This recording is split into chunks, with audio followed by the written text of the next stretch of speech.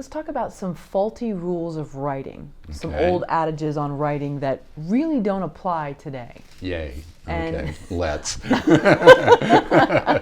And maybe we can... You start. Okay, well, you talked about, Joseph Campbell's The Hero's Journey, and, Yeah. and it's still, I mean, to hear him speak in these YouTube videos is a magical experience. Yes, It's not to knock him absolutely. at all. But I'm just wondering if, as a teacher, there's classes that your students have taken previously that drum into you certain adages that really don't apply. I mean, we know what is it? Writing is rewriting. That seems pretty Fair. legit. Yeah, That sounds like yeah. it's true. Yeah. So something similar to that, and I'm not sure what it would be. But Okay.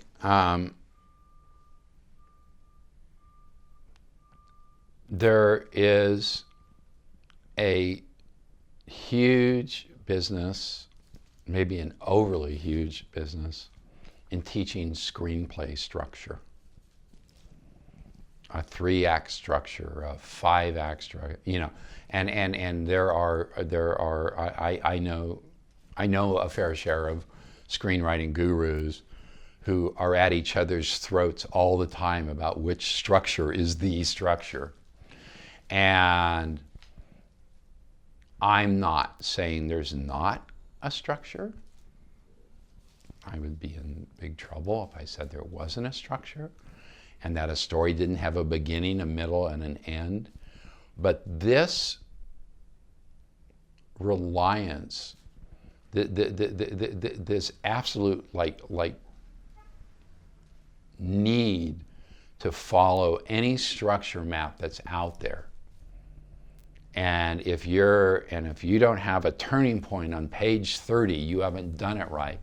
Or if you're on step 5 of 22 steps and you're on the wrong step, you haven't done it right. Or any of this stuff, it's not true. This structure business, it's a business. And and you need a diagram to teach structure, and you sell a diagram. And it's very hard to say I have the best diagram unless you have a diagram, right? I mean, you need a diagram to sell a diagram. I told you earlier about my diagram that ends on page 60 with someone hanging themselves. It's an emotional diagram. It goes like this. It's like page 1. Oh God, I can do this. This is going to be great. This is the best story ever. Page 10, oh my God, I can really do this. Everyone was wrong about me.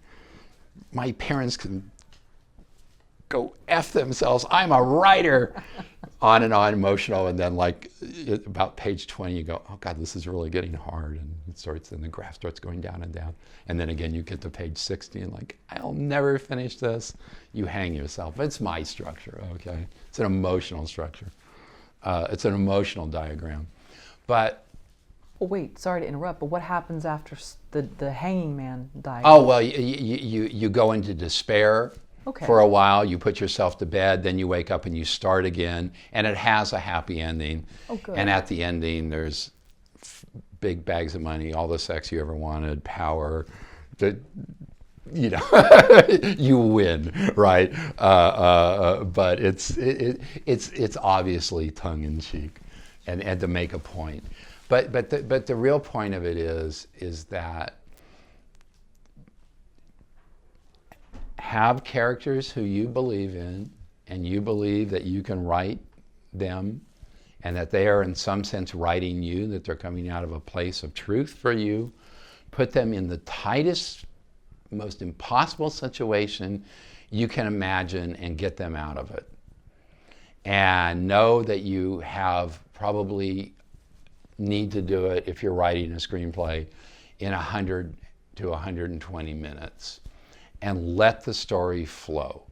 And there will be natural points within you doing that where you will feel that the story needs to go faster, needs to go slower, that there needs to be more drama, there needs to be a moment of rest.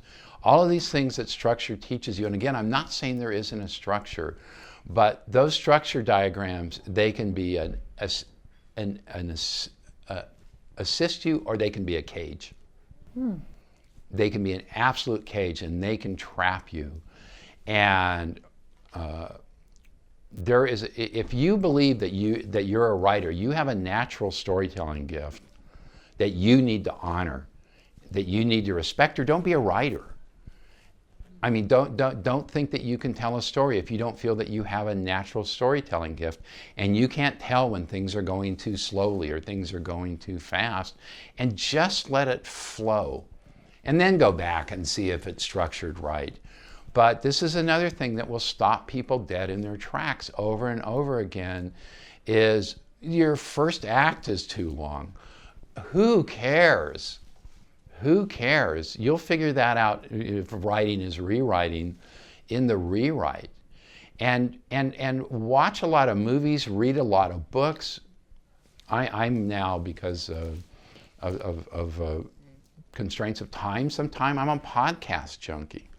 I hear the most brilliant stories in podcasts, and stories that have a natural beginning, a middle, and an end because they're true. Just embrace all of that. Embrace the movies that you love. Take them to your heart. And if you're a storyteller, the story will emerge, and it will emerge with a structure. Let's talk about I hope that answered. It does, yeah. And I'm wondering, is there anything about the business that's sort of a fallacy? These you know, this in the same vein. So you talk about, I'm struggling for what one would be, but where you have this saying that's not really true.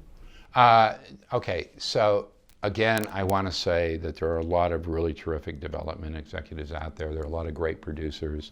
I've worked with some truly great producers. I worked with Scott Rudin on the Addams Family for a couple of years. There's never been a producer who I've worked with who understands story more deeply than Scott Rudin. And Scott Rudin, and when I wrote the Addams Family with my partner Caroline Thompson, one of his greatest gifts was he let us fail over and over again, even finding the idea for what the movie was going to be. So there are great development executives. There are people who understand story, who will help you with your story. But there are also people out there who are development executives who never written a script, never made a movie. What are they going to use to come in and talk to you about? They're going to use a structure. They're going to use a structure diagram. They're going to read the same book you read. And they need to have something to say to you to justify their jobs.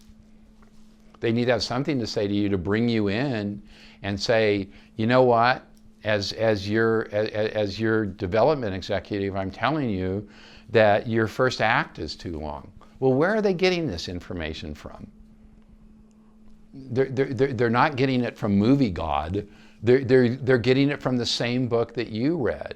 And so like all self-reinforcing systems, structure guides and structure diagrams become their own truths that everyone buys into and pays homage to until someone doesn't. And someone breaks it all apart and does something that's innovative and doesn't follow any of the rules, and then those become the rules. Can I recommend a podcast, since we're talking about podcasts? Sure. There's a podcast, it's 6 parts, you can binge listen to it, called Inside Psycho. And it's about the making of Psycho. Go to wherever you get your podcasts and listen to the development of that movie, that classic movie that is now considered one of the great movies of all time, and where it started and what the powers that be thought of it. And you will see how wrong people can be. And anyone who is holding up your story that you're telling to a graph and saying it doesn't fit the graph, therefore it's a bad story, watch out. They may have a point. You may need to get cut to the chase and maybe the first act is too long. But if they're holding it up to a graph and that's all they know how to do, you need to look within yourself and say, am I telling the story right? Not as a structure guide telling me if I'm telling the story right. I hope that sort of answers the question. It does. It almost reminds me of Jimmy Page smashing a guitar. Yeah. Basically, sort of like, you know. Yeah. I mean, maybe he wasn't the first one to do that. And yeah, but it is. I mean, and again, it's that allow yourself to fail the first time, but allow yourself to tell the story the way the story emerges from you. And if you're a storyteller, the story will emerge, and you have to believe you're a storyteller.